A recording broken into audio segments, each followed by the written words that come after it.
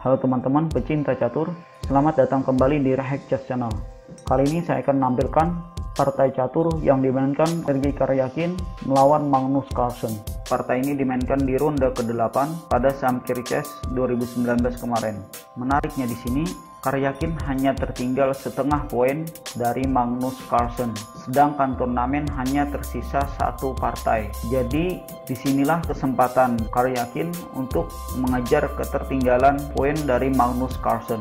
Ya, di sini Karyakin memulai dengan pion E4 dibalas dengan pion E5, Sicilian defense, kuda F3, kuda C6, pion D4, pion kali D4, kuda makan pion, Sicilia terbuka, kuda F5, kuda C3, pion E5.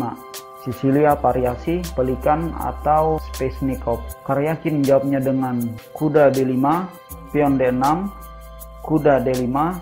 Permainan yang sangat agresif dari Karyakin, karena kalau misalnya dalam partai ini Karyakin memperoleh nilai seri, apalagi kalah, maka kesempatan untuk memenangi turnamen ini sudah nihil. Ya, kita teruskan. Kuda makan kuda, Karyakin pion makan kuda. Kuda E7, pion C4. Kuda G6, menteri D4. Benar-benar serangan yang sangat agresif dari Karyakin. Dalam posisi seperti ini, tentu saja Magnus Carlsen tidak bisa menjawabnya dengan menteri D7, maka Karyakin akan menjawabnya dengan kuda C7. Serangan garpu terhadap raja dan benteng. Di sini Carlsen tidak bisa memakan kuda karena sedang terpaku oleh menteri yang ada di A4. Karena itulah ketika menteri A4, Carlsen jawabnya dengan gajah D7, memimpin kuda terhadap menteri. Karyakin menteri B4, ancaman 2 kali terhadap pion D6, Carlsen gajah F5, membuka penjagaan terhadap pion D6, dan Karyakin kembali lagi ke A4. Di sini juga Carlsen tidak mau kalah dengan mengembalikan gajahnya ke D7. Menteri B4 lagi, gajah kembali ke F5. Baru setelah ini Karyakin mengambil jalan yang lain, yaitu pion H4. Carlsen pion H5, gajah G5, ster, menteri B8, gajah E2, pion A6 mengancam kuda, kuda kembali ke C3, menteri C7, pion G3, gajah E7, gajah mundur ke E3, pion E4, ruka dipendek. Carlsen juga menjawabnya dengan ruka dipendek, membiarkan pionnya yang ada di H5 dimakan oleh gajah, lalu kuda E5, gajah kembali ke E2, menteri D7, menteri A4, menteri mundur ke C8, pion C5, pion kali C5, kuda makan pion E4, lalu pion C4 menutup penjagaan menteri terhadap kuda. Nah, makanya di sini kuda mundur ke C3. Pion B5, menteri D1, pion B4, kuda A4. Disinilah kesalahan dari Karyakin. Memang kalau kita lihat di sini, kuda yang ada di A4 terlihat berbahaya karena ada ancaman garpu di B6. Tapi jawaban Carlsen di sini luar biasa, yaitu gajah E4. Tentu saja dalam posisi seperti ini, Karyakin tidak bisa memaksakan kudanya ke B6, mengancam menteri dan benteng, karena Carlsen akan jawabnya dengan menteri H3, yang membuat hitam tidak bisa apa-apa untuk mencegah skakmat di G2. Nah, makanya ketika gajah E4, Karyakin menteri D4 mengancam kuda dan gajah E4. Carlsen jawabnya dengan menteri F5, pion F4 mengancam kuda. Carlsen tidak memindahkan kudanya tapi menjawabnya dengan menteri G6. Jawaban yang luar biasa.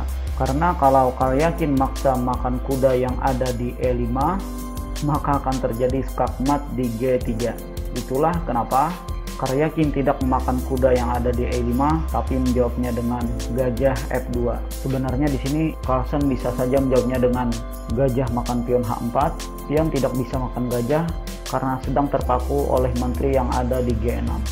Tapi Carlsen memilih kuda D3. Pion H5 mengancam menteri, menteri ke F5, gajah ster ke G4. Menteri makan gajah, menteri putih makan gajah hitam, lalu Carlsen gajah D6. Ancaman 2 kali terhadap pion karena di sini pion G3 sedang terkunci oleh menteri yang ada di G4. Nah, itulah kenapa putih menjawabnya dengan menteri G2. Benteng E8, posisi Karyakin di sini benar-benar terjepit oleh serangan balik yang dilancarkan oleh Carlsen. Ya, gajah D4, Carlsen makan pion H5, menteri F3, menteri G6, raja H1, benteng E4, gajah kembali ke F2, benteng E8. Di sini Karyakin menyerah.